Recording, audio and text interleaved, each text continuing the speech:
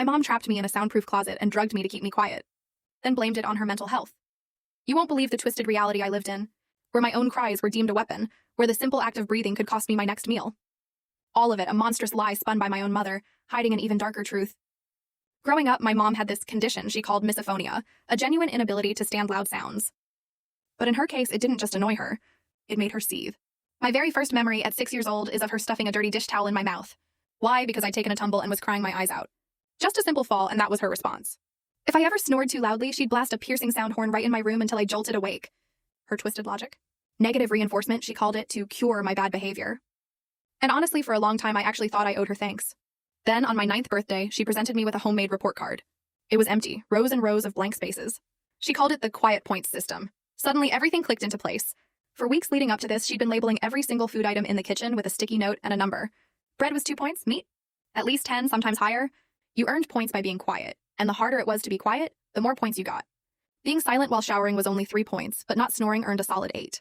She couldn't just take points away for no reason, but the catch was, I had to spend them on food. It meant I was always working to earn my next meal. At 9, I was just a kid with big brown eyes full of light and a heart that adored my mommy. So I just shrugged, wrapped my arms around her, not daring to say a word, not wanting to trigger her misophonia. Besides, I was already used to being quiet. I didn't think this new system would change much. The next morning, I went through my usual routine. Slowly, painstakingly, I drew back the curtains. I waited until I got to the school bathrooms to change out of my pajamas. My face was a permanent grimace, all in the name of keeping the house utterly silent. And apparently my mom loved it. When I got home from school, she handed me that report card. In big bold letters, it screamed 30 points, followed by a parade of smiley faces and hearts. Before I could even react, she flung open the fridge, showing me my dinner options.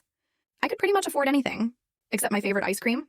So I picked my favorite steak and we sat down to eat it. Like a healthy family, she probably thought.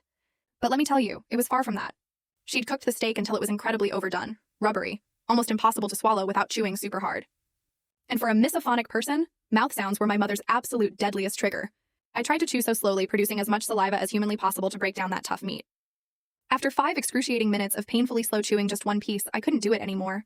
I discreetly spat it out into full story video added in below.